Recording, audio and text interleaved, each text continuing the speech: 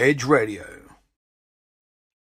It's Edge Radio Australia, and what do you know? We are sitting on the hot seat today with this beautiful lady, and I hope everybody embraces themselves because this lady was already told before she even met me that she was going to go on radio.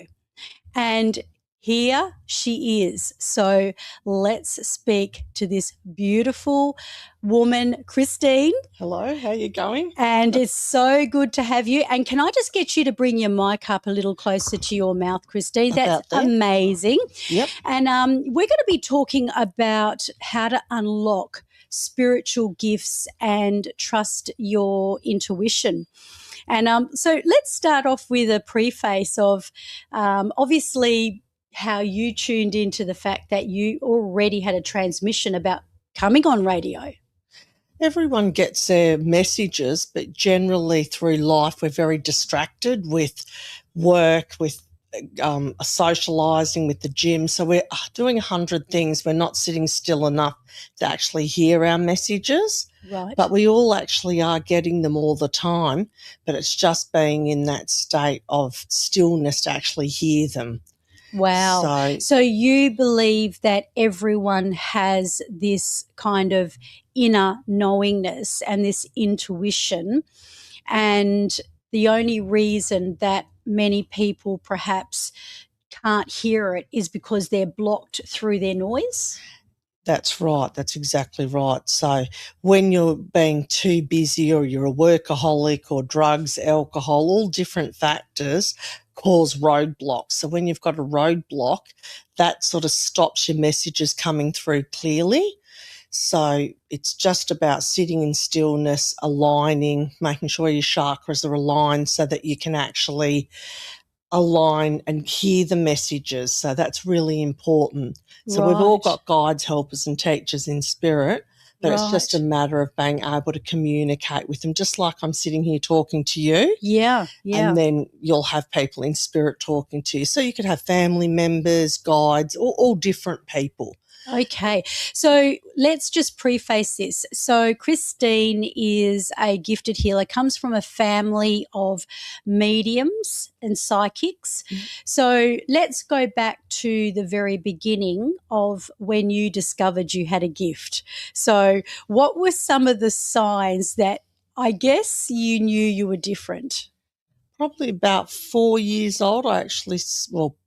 Probably 9 months old. I think the family knew I could speak 3 languages fluently at 9 months old before I could walk. No kidding. So Mum was like, okay, she's a bit different. And it wasn't like cat mouse. It was like full conversations in 3 languages. So Mum was like, okay, this girl's a bit different. Wow. Basically about 4 years old, I realised, okay, I can still see everything. But children from 0 to 7 years old can see everything. It's generally after 7 years old that they become earthbound. And once they're earthbound, that's when they transition. And sometimes when they do see things, it scares them. So the nightmares or fear gets in, and that usually closes that door, and then they don't see after that. Wow, that's so interesting. It stays open. So are you like their veil is lifted? So, you know, I know that from an NLP point of view, the neuroplasticity of a child's brain is a lot more open, supple, hence why they are learning. And interestingly enough, Christine, when I was 7 years old, I had a rather spiritual encounter. I can't say I have these kind of things that go on in my life a lot. But in this case, I saw a vision. And as a child, I woke up, I wasn't scared.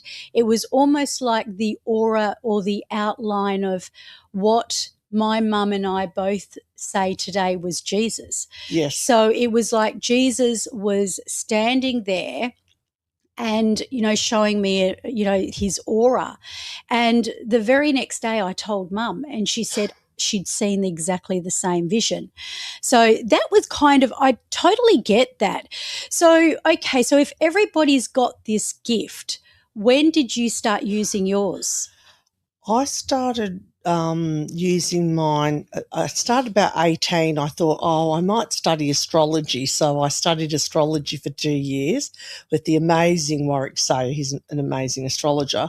And then he sort of said, look, I think your gift's a bit different.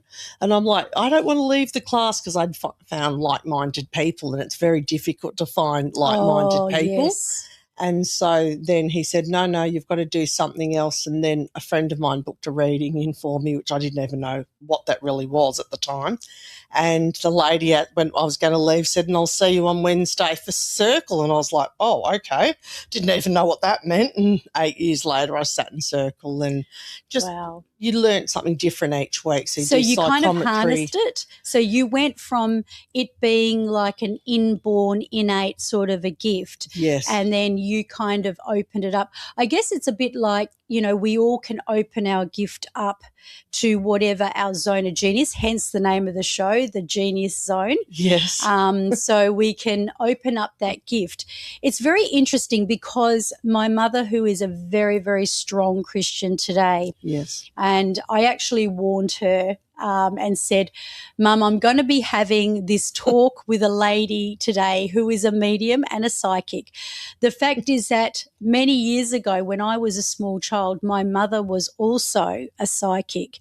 And to this day, she has that same intuition as I do as well, only she became a Christian.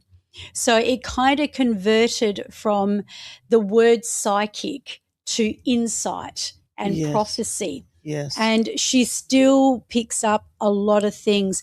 And another thing too is that I found my intuition has become next level since my husband passed away, which was only in November last year.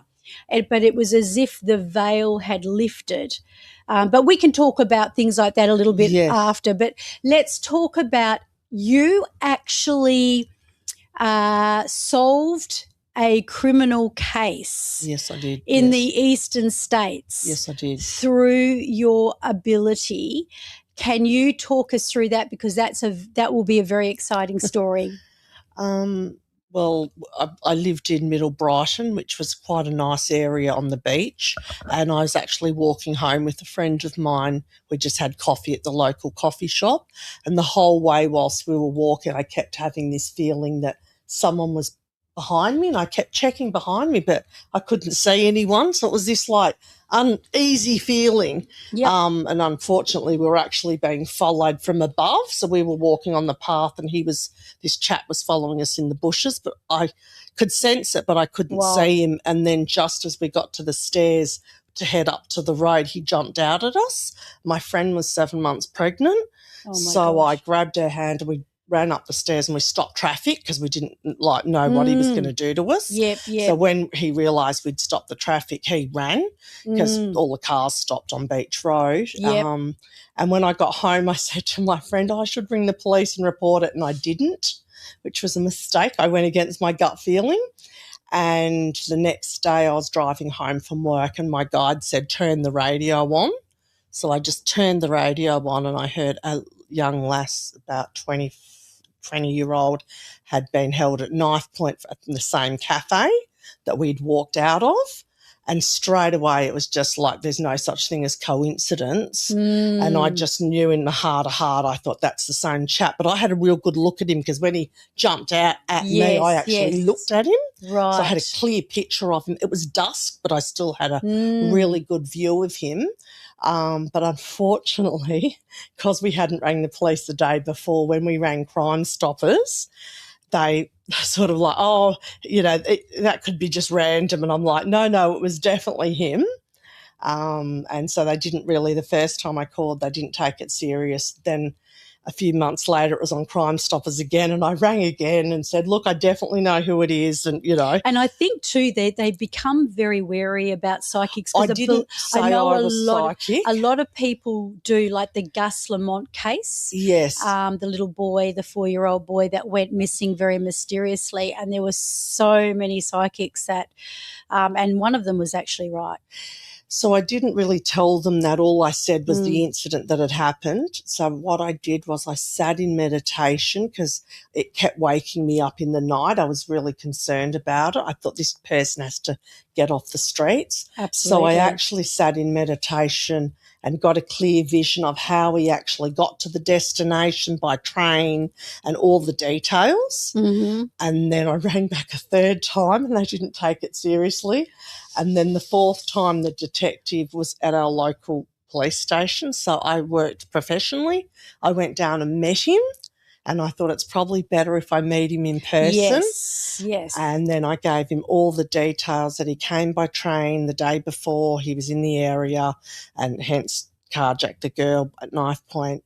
And eventually they took it seriously, and they called me back, and I did a photo of what the man looked like. Mm-hmm. And I'd forgotten about it because it's sort of you're busy working, and then about 2 months after I did the photo, the man drew up a sketch of him, and they do the eyes and all different things. And then I was actually at work and it was an unknown number, and they said, I just answered it. I thought, I don't know who that is, but I'll answer it. And it was the police officer, and he just thanked me they solved the case. They solved it. I think he wanted to ask sort of how I knew all the details, but he just said, look, I don't know how you knew all that, but thank you very much. Yes. And you're right. And I'm just was happy that, that, and look, he's off the street, I think basically. they do occasionally, forensics, they will occasionally bring people through, especially if they are well renowned. But I hear what you're saying. So number one, to open up that intuition, we've got to be in that nice, calm, clear and peaceful state. Yes. So the mind's got to be clear. That's right. And with that mind being clear, they say to meditate, they say to, allow yourself to be present so that you can tune in.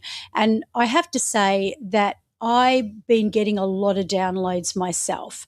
So since my husband passed away, and I've just had a download recently. I've had a lot, but this one came quite urgently, without any facts attached whatsoever. Yeah. And interestingly enough, I decided I needed to act on it, and the time of it when it came. So I was kind of I had this intuition about someone very close to me that there was trouble, there was strife. And then I went to sleep, and then the next morning, and I still had it. And so I thought I can't just hold on to this, even though I had no facts. And that's what makes it harder. You have no facts. It kept waking me up in the night as well. You don't know for sure whether it's true or not. Interestingly enough, my mother and I discussed it with my mother, and we discovered it was true. Yes. And it was right to the point. We've got some questions, and I think, for people out there that are really, really wanting to tap into their own intuition, but please do, yes. On what you said. So the most crucial, important part is if you do get messages, that about 80% of the messages are actually symbolic. They're not literal. Yeah. And this is where it can be, like between a good mechanic and a bad mechanic, a good medium and a bad medium. It's just differentiating your symbolic and literal messages. Because that's if you go to somebody and they do a reading and they say, you're going to, guess what, Terry, you're going to buy a new red car, because they see a red car, but the red car could be a vessel, a journey of love, to do with the heart and the car journey. It's like dreams, isn't it? I love, as I became a clinical hypnotherapist, we did study a chapter on dream interpretation. And, if you dream someone dies, it's not literal. So it's not literally that someone or that person dies. It's that you might be dying to something that's going on in your life.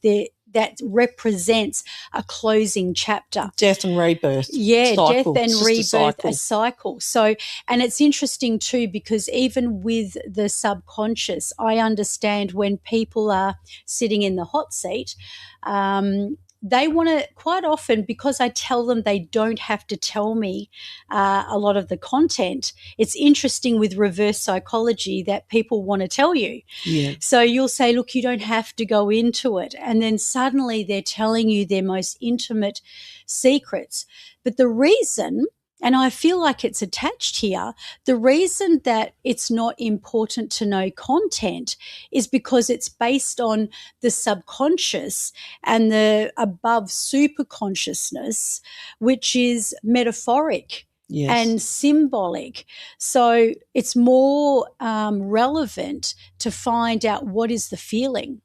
That's right. So the feeling behind it, like, is it a feeling of a fear? Is it a feeling of helplessness? Or is it what that feeling is? Because the chances are, like what I was teaching in the workshop, people have probably had 1,000 different experiences, but somehow there's been some very significant ones.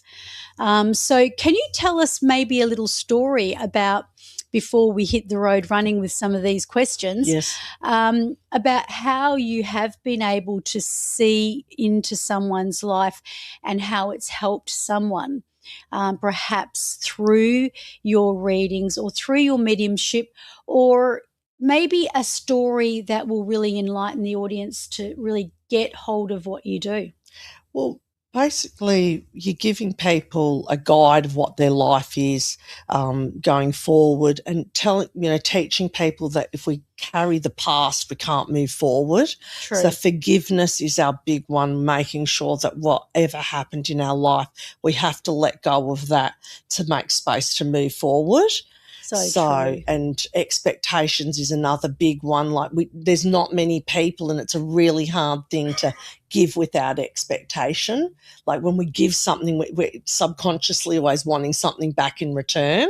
And if we learn to actually give from the heart and open the heart, and as opposed to giving with expecting something back in return, that's amazing. That's amazing, truths right there, because you can't give away anything you haven't got. That's the first thing. Yeah. And it's just incredible because, the forgiveness, all these things correlate with a lot of the teachings that I have, and making room for new things to come on in. That's right. So I always say to people, don't act quickly on, moving forward, like especially with a relationship or something significant. If you've just come out of one that's hostile or where there's a lot of hurt, because the chances are you're carrying that hurt, and then you're putting out that kind of signal.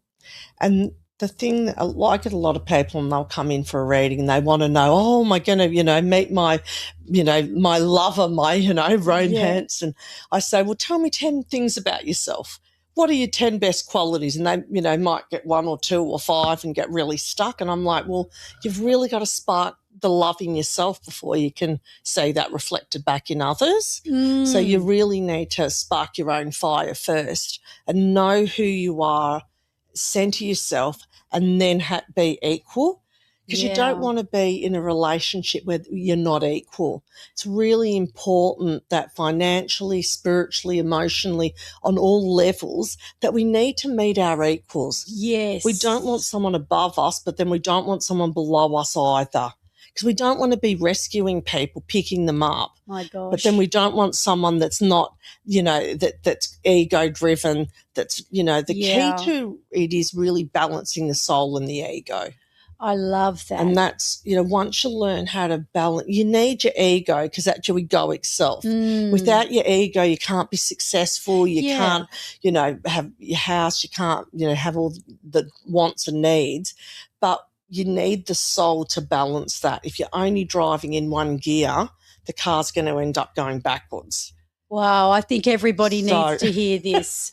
you So, really yeah, need to you've make sure that and yes. relationships are the key. You have to have balance in a relationship. Yeah. You know, I'll have people come to me like, oh, my husband had an affair or my wife had an affair.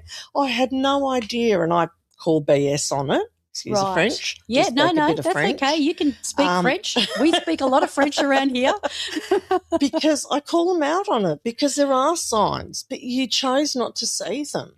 And, you know, there's signs at the start as well. Yeah. But sometimes because we're lonely or there's all these other We ignore reasons, the red flags. we're ignoring the red flags. Yeah. And it's just like, well, hang on, you're worthy of more than that, you know? But aren't people also attracting in to their own existence, like a learning that they need to learn? Like quite often, if it's a sabotaging relationship, like there's something going on around my life at the moment where I can very much, it's not myself, but very relative.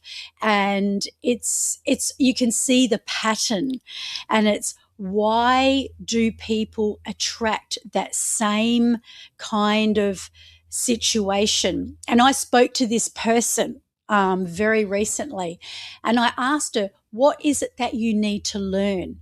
Because, you know, the soul needs to learn. It's like, if you look at it from a logical point of view, you take out a 17-year-old to learn to drive a car, right?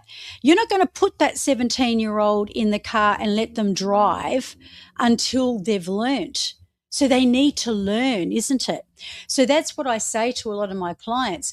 You know, if you've gone through these relationships that have scarred you and have hurt you and have pained you, first of all, you've got to take back your control. Yeah. Yeah. Secondly, you know, you can only command in the level of respect and love that you have for yourself. That's exactly right. Yeah, that's exactly right. And I'm reiterating and paraphrasing what you said. Sometimes, though, people don't understand that sometimes we could be carrying baggage, just not from this lifetime, but maybe one or two lifetimes before. So sometimes we have hooks and things like that. So with a combination of energy lift and EFT, I'll remove those hooks off the person so that they can start free. We, you know, forgiveness is the big one. There's a brilliant book by Colin Tipping. Right. So all of my clients get homework. Yeah, that's They great. never leave without homework. This is beyond psychic. This is counselling. But it's a bit of both. Beyond, yeah. So sometimes people will come in for a counselling session, they end up having a reading, or they'll come in for a reading and they end up having a counselling session. Isn't that amazing? So there's a very fine line, but there are lessons that we have to learn, and we need to understand, is this my lesson?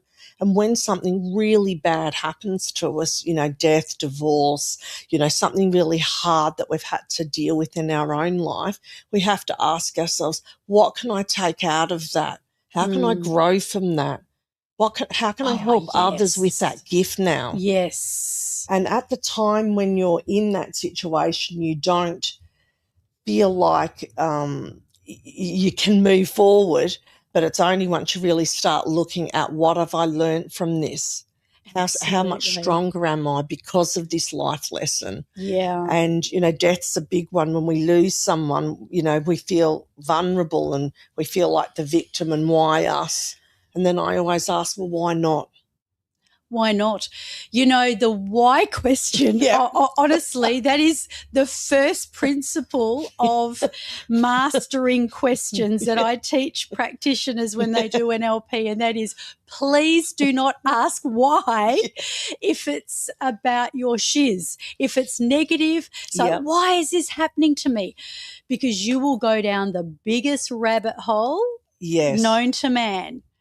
Beyond. I do have a story when you said, is there something that was life-changing? So one of my best friends, Pascal, her partner got severe cancer, and when I went to the hospital, I flew down to Melbourne to see him, and we sat there, and he said, oh, why has this happened to me? And I said, well, why not? And I said to him in the hospital, I said, I can see you speaking in front of lots of people. Wow. You are going to change something really big by you having this experience. I've actually got... I'm the same. Oh, my gosh. Chill from head to toe.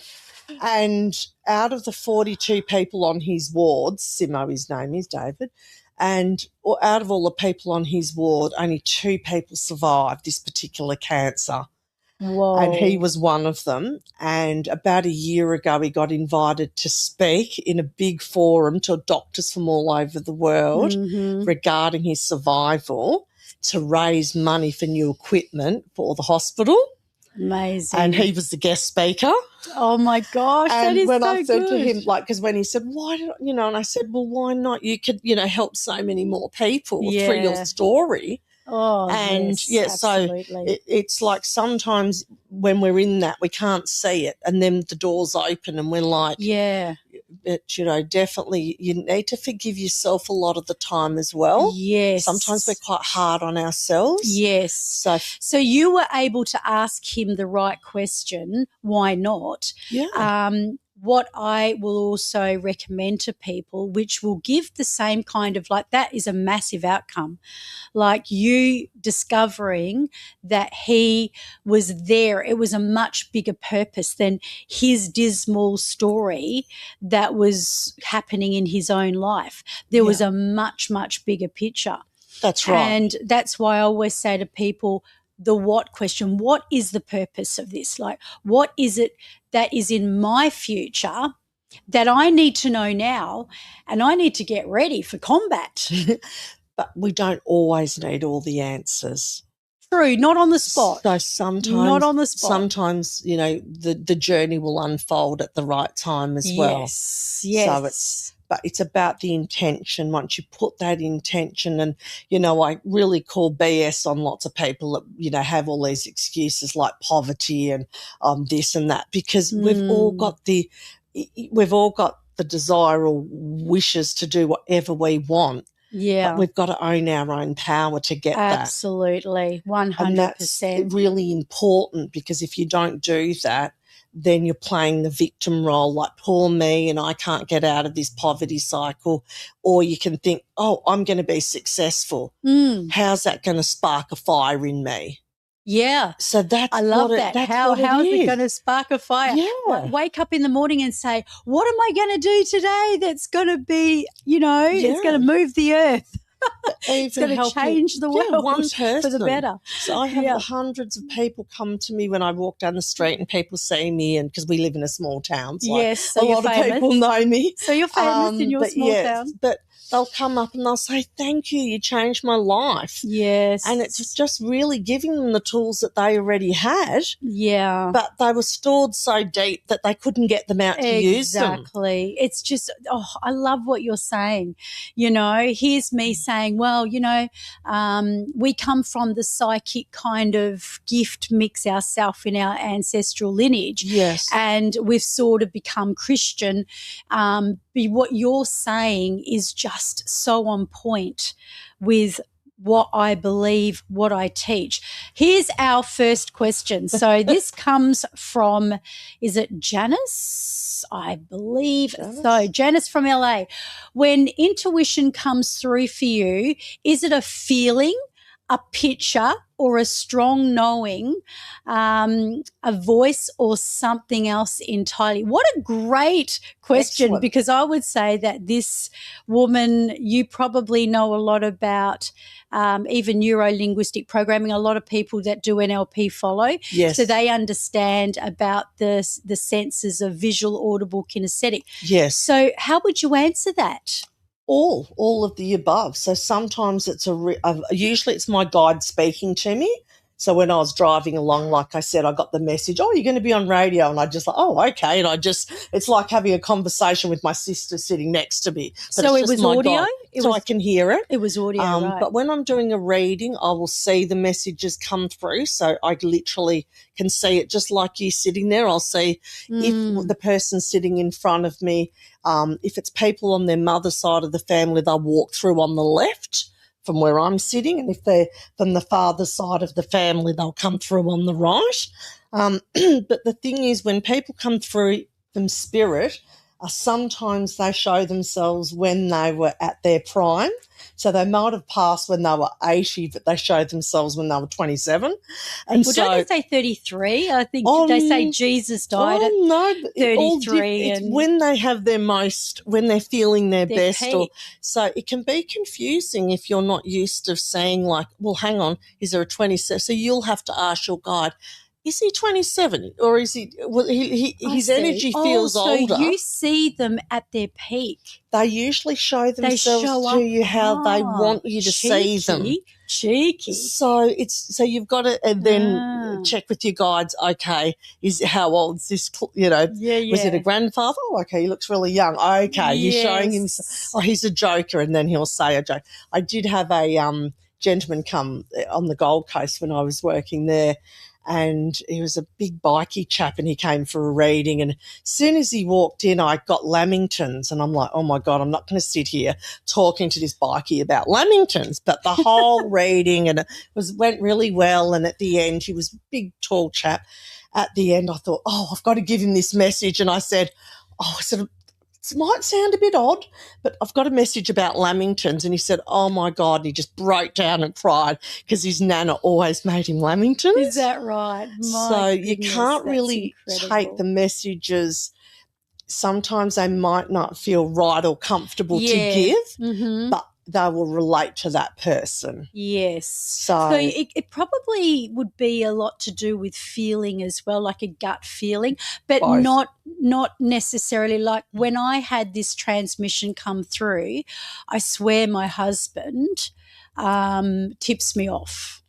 Definitely, 100%. And I really, really, really felt it. It was very specific because I find myself asking the question, I'm not supposed to know that. How do I even know that? I don't even know that person. Yeah. You know, and it's and then when it's confirmed, I'm just gobsmacked. Yeah. But I do understand, you know, like I can tell if it was, for example, I can be a worrier. And I think a lot of us will get kind of plagued with the monkey mind. Definitely. And this is the thing where we need to differentiate between the monkey mind that is telling us stuff because, like, for example, I did a quote last week, don't always believe everything you think. Yeah. Because sometimes when you're just thinking out of your own ego about what that person said or what is happening, you're making it up. Yeah. You're making up that story yourself, and that's having an impact on you.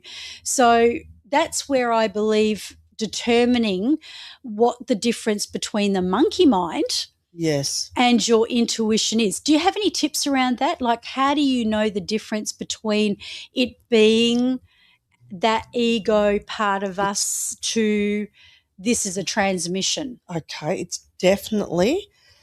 So it's the first message that you get. So if I'm sitting here and I get the message, it's the first message that you get is your spiritual message. The second thought that you have after that first thought is your literal mind coming into play going, oh, hang on, that couldn't be right.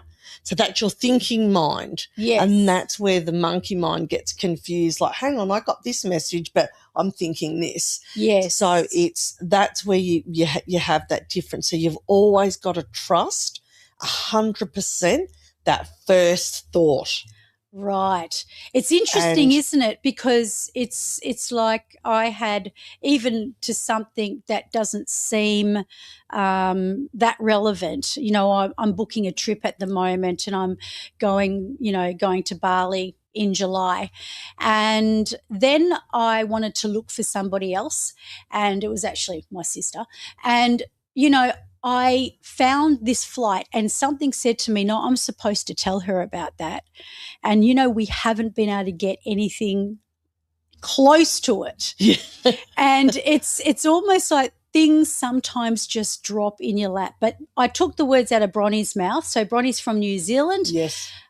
She's highly intuitive, and she wanted to know the same question, like, how do you tell the difference between genuine intuition and your own thoughts, fears, or wishful thinking? So I think if I was going to come back with something on that, Yes. if, for example, it was my monkey mind that had been leading me and guiding me recently in relation to someone close to me, I think I would have been in my usual state of panic. Yes. And I would have been overthinking, and I would have just been kind of in my own typical pattern that I can get into occasionally. Yes. Where this wasn't. I was very calm. Yes. It wasn't there. I wasn't thinking about it. And then all of a sudden it was there. Yes. And I went to sleep and I woke up and it was there again. Yeah. Well, that's generally a message. And because it's your unconscious mind as well. So the difference between, all of your intuition is exactly the same. Your intuition does have fears, it has worries, so all of that is encompassed in your intuition. But the biggest key is trust. You have to trust your own gift. So if you meet someone within 3 seconds of meeting them, if you get a bad feeling, it's a no. Yes. Trust that. That's all I can say. So the first few seconds, you reckon? Because when other people come into it and say, oh, no, they're okay, and you're like, well, hang on, I've got this funny feeling, and why am I feeling like this? So it's really about learning to trust yourself. And even with the gifts that I have, I've had situations where I didn't want to trust and I didn't want to listen. And, sometimes it's just silly things, or, it can be, we were going to a friend that's a medium, Cassandra, in Melbourne.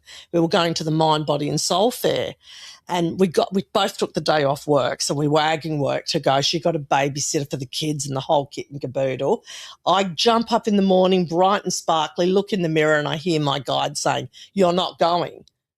And I'm like, what? I'm going. I've taken the day off work. Cassandra's coming. We're off to this, great day out in town, Pick her up, and I don't tell her anything because I'm like, I'm not going to spoil our day. We're going, And I'm still ignoring this message that I had about 4 times in the mirror.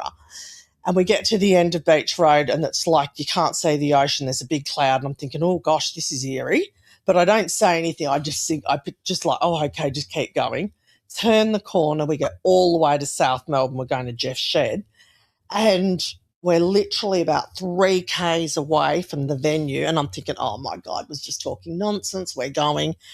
And my friend screamed at the top of her lungs, "Stop the car." She screamed so loud, I just hit the brakes and pulled over. And I go, "What is it?" "I don't know. We're not getting in the car. Get out of the car." And I'm thinking, oh, my God, is my car going to blow up? What's happening? She goes, "We're not going." And I was like, it was so loud. And I'm like, and I didn't want to tell her that I'd already got the message in the morning because I was trying to ignore my own message. I'm like, I'm going no matter what. It's a Mind, Body and Soul Fair in Melbourne. It's exciting, I didn't want to miss it. But we ended up getting massages, and we took advantage of the day, but we didn't go. Right. So you listened. Oh, well, she screamed so loud I stopped the car. We didn't get back in the car for like 12 hours. We were like, we're not getting in the car. So follow your gut instinct. I'm even a great believer that if I get stuck in a traffic jam, or if I go down the wrong street and I end up in Timbuktu, as frustrating as it may be, I solve that frustration by immediately going, no, I'm on exactly the right path that I'm supposed to be. That's right. I was supposed to turn off on the wrong freeway because I don't know what would have happened on sliding doors if I had gone down the other side. That's exactly right. So, that's one of my little tips. Now, let's see. I think we've got one more, and then I believe that Christine's got something exciting in mind for us because she's going to draw a card. Yes, we're going to do Dreamtime cards, which is Indigenous. Actually, no, that one we've already had that one. So, Okay, I think we're right on time. So why don't we draw the card? Okay. So when you're doing cards and things like that, the key and the most important part of giving a message is always making sure that you protect the space. So you always white light and protect the cards and the energy in the room. And can I actually ask for God to be part of this? Definitely. Because obviously I believe in Jesus and God.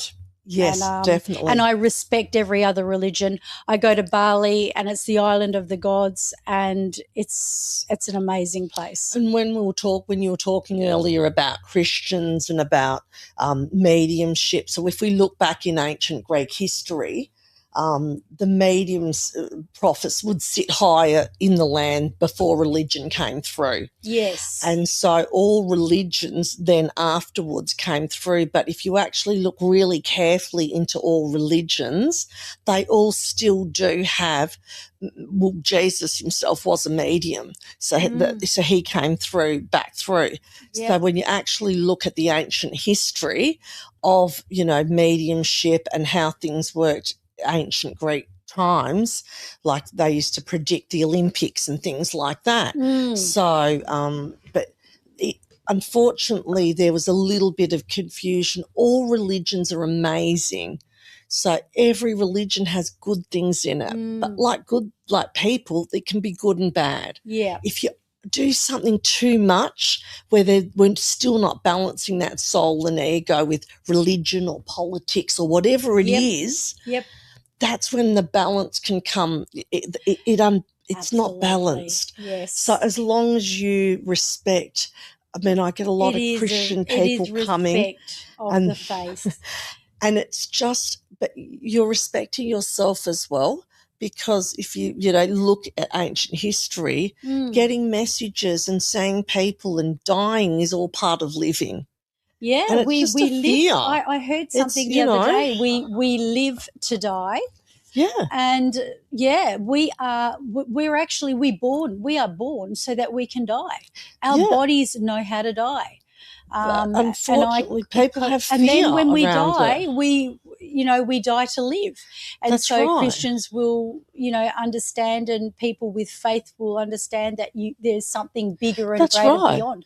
That's exactly right. But anyway, we're there you go. going low on time. So, I'm going to pull it. All right. Yes. Oh, no, they're your cards. Yeah, so you just shuffle those and pick out 4 cards. Oh, really? Yeah. Okay. Oh, here we go. Let's What's have up a for look you today? And is this going to be around me personally, or is it going to be? I don't know. We'll see. Okay, we'll see. So no intention here whatsoever, but except that 1, yes, 2, 3, 4. There you go. Thank you. Sorry, I've given 5. I'll take the 5th one. You want the 5th yes. one? Okay. Yeah, there was a reason for that. Okay, here we go. Drum roll. So the first card, these are Dreamtime cards. They're very spiritual cards. They're from the Indigenous people. And the first message we have today is the gumnut blossom, and that represents contentment. Oh. So it's time now for you to feel that love and presence in yourself and to be content with the cards that have been dealt for you. Mm-hmm. As hard as that can be, sometimes I am quite content, really, at the moment. This is saying that more of that's coming forward for you. You're definitely travelling. We have the turtle coming. Not one trip, but 2. So I've just come back from Mexico and I'm off to Bali soon. There's 2 trips. So one's crossing water. We have a trip on land as well. The sea turtle will guide you on that trip and be with you and head you and open the doors that need to be open on that journey. It wouldn't happen to be down south by any chance, would it? There's 2, yes. There's 2 trips. But one's like crossing water, so well, one's overseas. My sister will be very interested to hear that one. So yes, so she might be coming to visit. Yes. We do have the waterfall, which is the release card. So moving forward, we'll probably look at having session of possibly Reiki, to energy lift or EFT, just to remove, when we've got the waterfall card, it's suppressed emotion. So water is about emotion. Right. And with that, I always say to people, when someone passes away, it's like the ocean. One day you can feel calm and at peace, and the next day it's rough and rocky. It's actually interesting you should say that, because everyone that's very close to me feels that I was really very good after my husband passed, and I surprised myself. The fact is, when he passed, it was a relief. Yeah, of course. Because we'd gone through hell. I'm not going to go into that story, but it was a very long and tough journey. Yes. So when he passed, I felt very much a unitedness with his spirit. A blessing. So, when, the week before he did, it was almost like I asked him for an impartation. I believe I received it. Yes. I believe that he taught me how to be a widow. Yes. And I was able to deal with that. But it seems like the further I'm getting away from the 12 months of sheer hell, grief, it seems like the more I'm going, where is he? Yes. Because I'm forgetting that 12 months of that journey, and all of a sudden I'm seeing him in pictures and I'm going, oh my gosh, where's he gone? Or I'll go to a place and I'll think, oh, I would have had him here with me. Yes. So I think that makes a lot of sense. Yes. But thank you. I know we're right on time here now. Okay. So. And movement, we've got the river as well, and we've also got surrender to the ocean. So lots of walking, lots of meditation, lots of you time. Oh, okay. So instead of giving to everybody else, the message here is that it's time to give to you. Well, that's very interesting, because I do feel like that has definitely been more the case over the last 6 months. Good. That's amazing. So, Christine, where can people find you? We're going to put your details in the show notes so people can contact you. But is there any place they can find you if they would like to have a session with you? I'm on Facebook, so they can, I think it's Christine K. Jackson, Psychic Medium on Facebook. Yep. So they can just direct message me and have a phone reading. So usually half an hour or an hour, depending on what the client would like. That's amazing. So I do in-person office as well at my office in Hall's Head, but generally just the regulars that I've because I am opening a new healing studio next year. Oh, that's exciting. And I do a few workshops a year, so just keep looking on Facebook. Yes. So we've done a few workshops. I've got a few other facilitators as well that do chakra workshops and healing and different workshops. That's very exciting. So if you're in Perth, WA, come on down. And we might have to do a collaboration. Yes, it'd be fantastic. I feel a collaboration coming on, because I love a lot of the teaching that you've talked about today. I think it goes beyond even the spiritual. There's a lot of logical stuff in there, the forgiveness, the loving on yourself, and so many things. One last thing I do want to say about death is that because it's such a big topic and we don't talk about it, and it's something that we need to talk about, that it can be such a blessing and it can be such a gift from the person that's passed, and we don't look at it like that. So my mum passed at home at our house, with us at home, and I found that it was such a spiritual gift to have that in our home, where people are scared of death. They're like, oh my God, you died in your house, and they're really and I'm like, no, it's a natural thing. It's just like birth.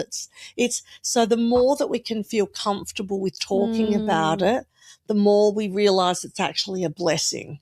Absolutely. I cannot agree with that more. Yeah, and that's something I knew that my husband's spiritual element was far more important than his physical. Definitely. Toward the end. And I say that in the last 6 months I knew him, I fell in love with him all over again. And I fell in love with his soul.